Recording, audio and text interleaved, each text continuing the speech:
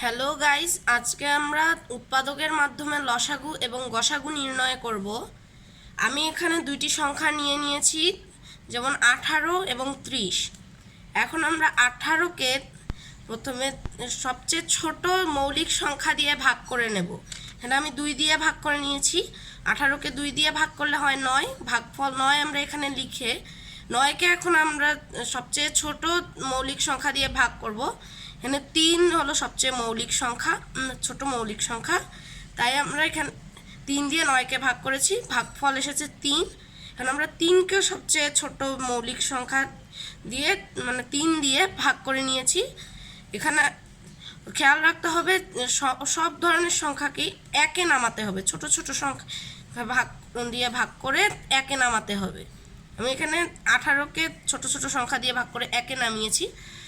আমি একই পদ্ধতি 30-এ অবলম্বন করছি। যেমন 30কে আমি সবচেয়ে ছোট মৌলিক সংখ্যা 2 দিয়ে ভাগ করে নিয়েছি।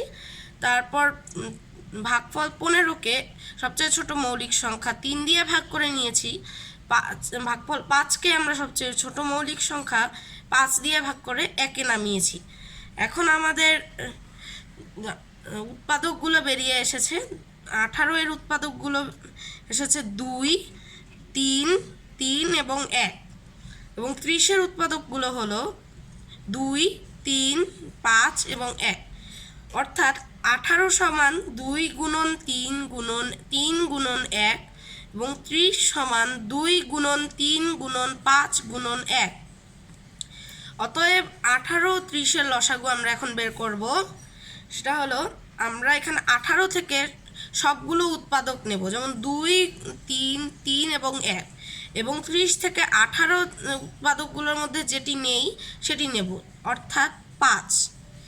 এখানে আমরা 5 নিয়ে নিয়েছি। এখন আমরা এগুলোকে গুণ করলে যে সংখ্যাটি আসবে সেটি হচ্ছে 18 ও 30-এর লসাগু, যেমন 90। এখন আমরা 18 ও 30-এর গসাগু নির্ণয় করব। এখানে আমরা 18 এবং 30 এই দুটিতেই যে সংখ্যাটি উপস্থিত আছে, দেখুন এখানে দুটি উৎপাদকের মধ্যে অবস্থিত আছে, তাই আমরা 2কে নিয়েছি এখানে। এবং 3ও দুটি জায়গায় উপস্থিত আছে, তাই আমরা 3কেও নিয়েছি। এবং এখানে 1 দুটি জায়গাতেই উপস্থিত আছে, তাই আমরা 1কে নিয়েছি। এখন আমরা এই 3টি সংখ্যাকে গুণন করলে 6 আসছে। অতএব 6 হলো 18 ও 30-এর গসাগু।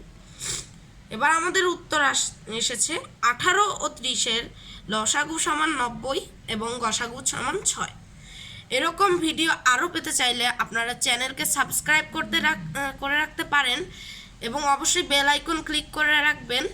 এবং ভিডিওটি ভালো লাগলে লাইক করবেন, কমেন্ট করবেন, শেয়ার করবেন। আল্লাহ হাফেজ।